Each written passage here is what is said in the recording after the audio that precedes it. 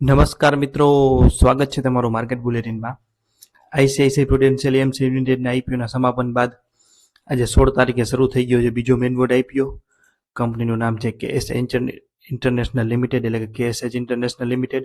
IPO વિશે તમને તમામ વિગતવાર માહિતી આપશો, એ પણ આપણી ગુજરાતી ભાષામાં, અને એ પણ મંતવ્ય આપશો કે અરજી કરવી કે નહીં. પણ તે પહેલાં હજુ સુધી તમે ચેનલને સબસ્ક્રાઇબ ન કરી હોય તો ખાસ કરી લેજો. વધુ વાત ન કરતા શરૂઆત કરીએ કંપનીના વ્યવસાયની.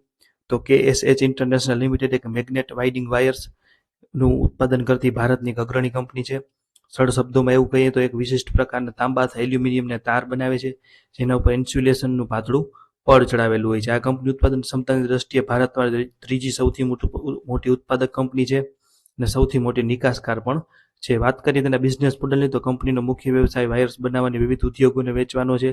આ વાયર્સનો ઉપયોગ પાવર ઉદ્યોગમાં, એટલે કે ટ્રાન્સફોર્મર, ઇલેક્ટ્રિક મોટર્સ અને જનરેટર્સ બનાવવા માટે, ઓટોમોટિવ ઉદ્યોગમાં ઇલેક્ટ્રિક વાહનો અને સામાન્ય વાહનોની મોટર બનાવવા માટે, ઘરેલું ઉપકરણોમાં રેફ્રિજરેટર્સ, એર કન્ડિશનર, પંખા અને અન્ય મોટર્સ, ડેટા સેન્ટરમાં પાવર કન્વર્ઝન, એટલે કે ડેટા સેન્ટર માટે ઉપયોગ કરવામાં આવે છે. આગળ વાત કરીએ તો કંપની મહારાષ્ટ્રના પુણે અને તલોજામાં મોટા ઉત્પાદન પ્લાન્ટ ધરાવે છે. તેની બંદર નજીક હોવાથી ખર્ચમાં ફાયદો આપે છે, એટલે કે એક્સપોર્ટ થાય કંપનીનું ત્યારે પ્લાન્ટ બંદરની નજીક હોવાથી તેને ખર્ચમાં ફાયદો થાય છે. કંપની માત્ર સાદા વાયર જ નહીં, પણ ગ્રાહકોની ચોક્કસ જરૂરિયાતને અનુસાર બનાવવામાં આવેલા સ્પેશિયલાઇઝ મેગ્નેટ વાઇડિંગ વાયર્સ પણ બનાવે છે. તેની મોટાભાગની આવક 70%થી વધુ વિશેષ વાયરોમાંથી આવે છે. આ વાયરોની ગુણવત્તા ખૂબ જ ચુસ્ત હોય છે અને કંપની પાસે તોશિબા અને બેડેન્સા કોર્પોરેશન જેવી વૈશ્વિક કંપનીઓની મંજૂરીઓ અને જરૂરી આંતરરાષ્ટ્રીય સર્ટિફિકેશન પણ આવેલું છે. આ સર્ટિફિકેશનના કારણે ઉદ્યોગમાં નવા ખેલાડીઓ માટે પ્રવેશ કરવો મુશ્કેલ છે, એટલે કે આ ધંધો એક હાઈ બેરિયર્સ એન્ટ્રી વાળો ધંધો છે. હવે વાત કરીએ ટાઈમ ટેબલની, તો આજથી શરૂ થઈ ગયો છે, 18 તારીખે પૂરો થશે.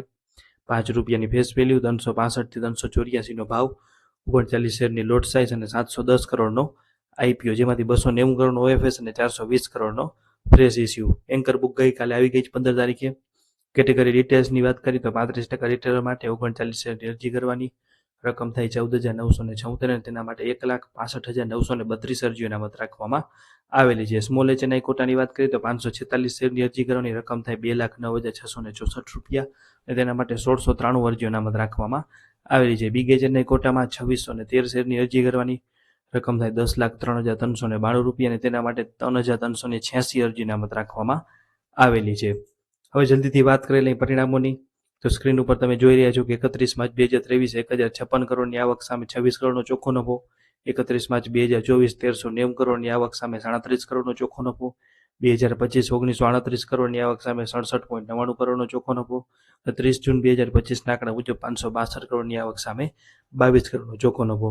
વાત કરીએ સરેરાશ અને વિશ્લેષણની, તો કંપની 2023 થી 2025 દરમિયાન તેના નાણાકીય પ્રદર્શનમાં સતત મજબૂત વૃદ્ધિ દર્શાવી છે અને આ સમયગાળામાં કંપનીની આવક લગભગ 35% વાર્ષિક ચક્રવૃદ્ધિ દર, એટલે કે CAGR થી વધી છે, જ્યારે ચોખ્ખો નફો તેનાથી પણ વધુ ઝડપે 59% CAGR થી વધ્યો છે, જે કંપનીની વધતી જતી ઓપરેશનલ કાર્યક્ષમતા અને બજારમાં માંગ સૂચવે છે. 2025માં કંપનીએ 19,282.93 બિલિયન, એટલે કે 1,938 કરોડની આવક અને 679 મિલિયન, એટલે કે 67.99 કરોડનો ચોખ્ખો નફો નોંધાવ્યો હતો. અને તાજેતરના પ્રદર્શનની વાત કરીએ તો જૂન 30, 2025ના રોજ પૂરા થતા 3 મહિનાના ગાળામાં પણ આ મજબૂત ગતિ જળવાઈ રહી છે, જે સ્ક્રીન ઉપર તમે જોઈ રહ્યા છો.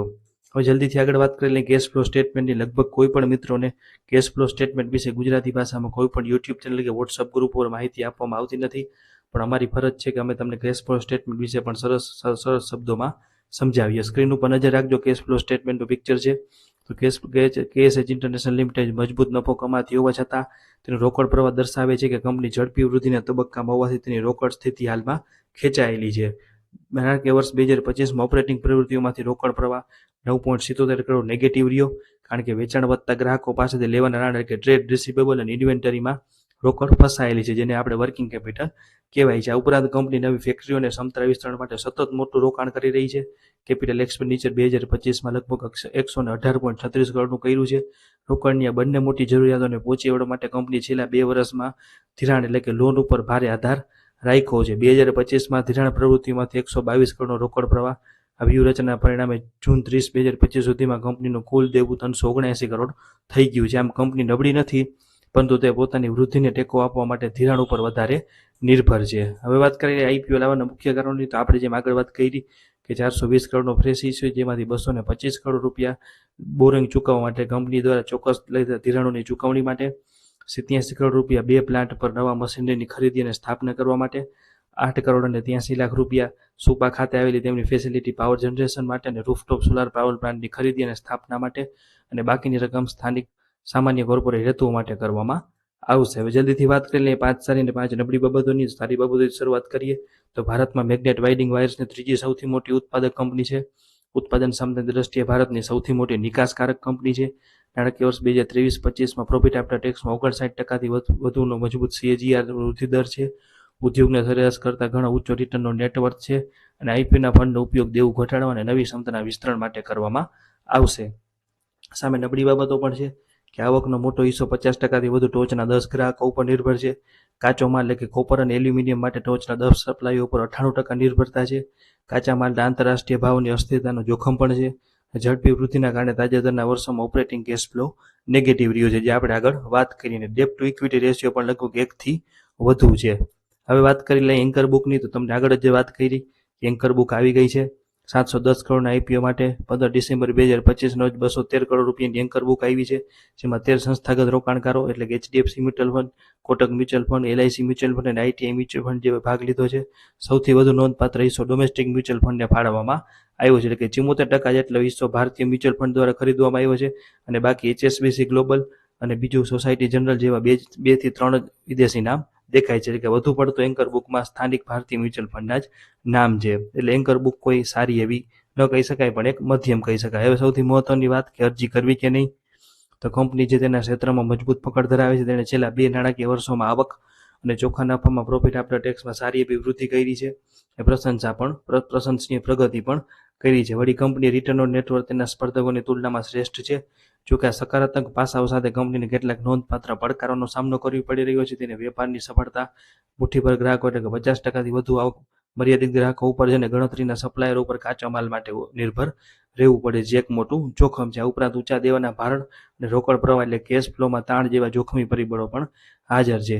આઈપીઓનું મૂલ્યાંકન જોકે તેના હરીફો કરતાં પી રેશિયો નીચો છે, પણ તેને ખરીદ કિંમતની દ્રષ્ટિએ સસ્તું કહી શકાય તેમ નથી, પરંતુ એક ફેરલી પ્રાઇસ એટલે કે વ્યાજબી ગણી શકાય, પણ સસ્તું તો ના જ ગણી શકાય. એન્કર બુકમાં પણ કોઈ મોટા આંતરરાષ્ટ્રીય સ્તરે પ્રતિષ્ઠિત ફંડના નામ આવ્યા નથી, જે તેની ગેરહાજરી નોંધનીય છે.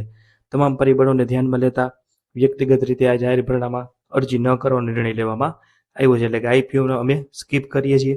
જોકે રોકાણકારોને કદાચ નાનું મોટું લિસ્ટિંગ ગેઇન થઈ શકે, એટલે લાંબા ગાળે રોકાણકારો લિસ્ટિંગ થયા બાદ કંપનીના પરફોર્મન્સનું વિગતવાર નિરીક્ષણ કરી અને આગળનો નિર્ણય લેવો. અમે અંગત રીતે આઈપીઓમાં અરજી કરવાના નથી અને આઈપીઓના લિસ્ટિંગ બાદ પણ તેમાં હાલમાં કોઈ રોકાણ કરવાની ઈચ્છા નથી. ત્યારબાદ તમામ મિત્રો એક ખાસ નોંધ લેવી કે આ સ્ટોક માર્કેટમાં રોકાણ જોખમને આધીન છે.